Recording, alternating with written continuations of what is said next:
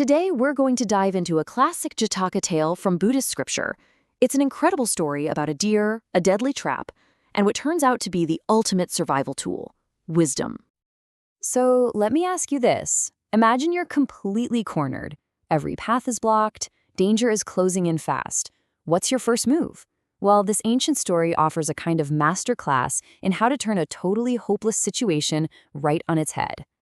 Our story kicks off right here, in a moment of pure crisis. A young deer, just going about its day, suddenly feels its leg yanked tight by a hunter's snare. The rest of the herd, spooked by the noise, has completely vanished into the trees. It is all alone, and it can smell the hunter getting closer. But here's the thing. This deer wasn't totally unprepared for a disaster like this. Its mind didn't just race with panic. Instead, it raced back to the lessons it had learned from its wise uncle, who, as it turns out, was the Bodhisattva, the Buddha in a past life. You see, the young deer's mother had a sense of the dangers lurking in the forest. So she went to her brother, who was known as the wisest deer in the entire herd, and she made a simple but really profound request. Please, teach my son what he needs to know to survive. Teach him the art of the deer. And this wasn't just some casual advice. This was a full-on curriculum for survival. It covered everything, from the 3 best ways to sleep to stay safe, to all kinds of deceptions, even the tactical skill of drinking water at midnight to avoid predators. And, most importantly, it included 6 very specific strategies for how to escape a snare. And now, we're back in the present. The rope is digging into the deer's leg, and it knows exactly what it has to do. It's time to put all that education to the ultimate test. It's time to perform. Now, this wasn't just playing dead. This was an absolute art form. First, it laid down, perfectly still. Then it used its hooves to scratch up the dirt and grass around it, to make it look like there had been a final struggle. It let its tongue hang out limply. Then it sucked in a bunch of air, bloating its stomach to look like it was already decaying. It even soiled itself. And finally, the master stroke. It controlled its breathing, taking air in only through the nostril pressed against the ground, while keeping the top one completely still. The whole act was so perfect that nature itself started to play along. Flies began to swarm and land on its body. Crows circled overhead, waiting for a meal. So when the hunter finally showed up, he didn't see a fresh catch. He saw what looked like a carcass that had been lying there for hours. The hunter gives the deer's swollen belly a little tap, feels nothing.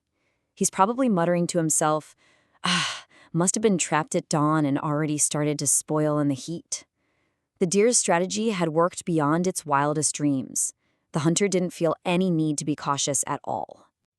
So, thinking the deer was dead and planning to butcher it right there, the hunter cuts the rope. And in that split second, the deer just explodes into action.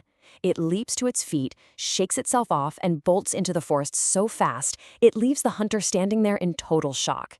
It was, as the story so beautifully puts it, like a cloud blown away by a great wind. I mean, that's a fantastic survival story, right? But the Buddha didn't just tell it for entertainment. Like all the Jataka tales, he told it to teach a much deeper lesson, one that was prompted by a real situation that involved his very own son.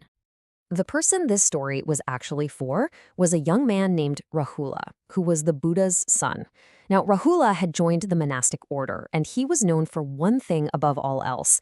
He was incredibly eager to learn, just a model student.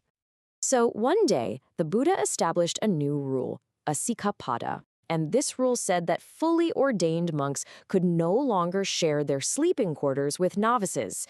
Now, this was a practical rule, sure, but it created an instant problem for the young novice, Rahula. All of a sudden, Rahula had nowhere to sleep. The monks he used to stay with couldn't let him in anymore. So what did he do?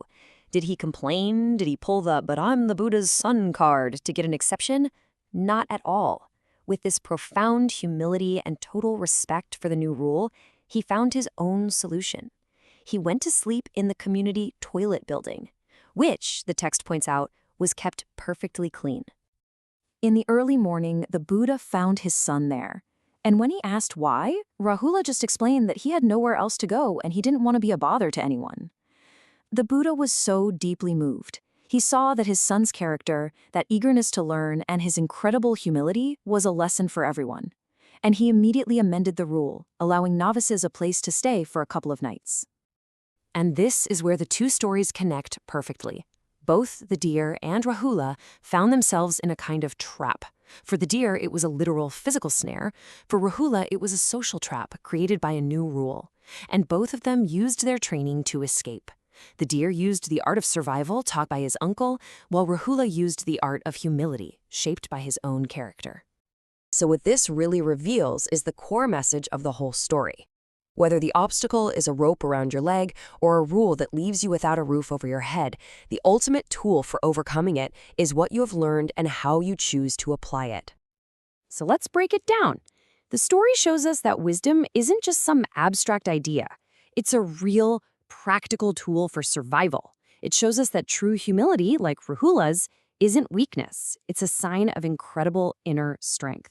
A genuine hunger for learning can help you navigate just about any challenge.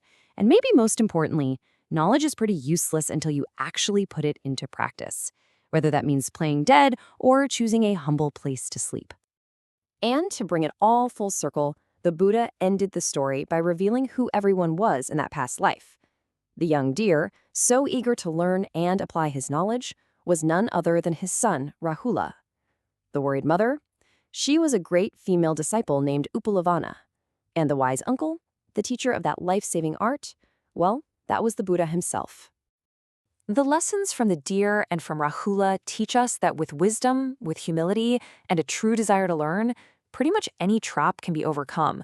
May you all be happy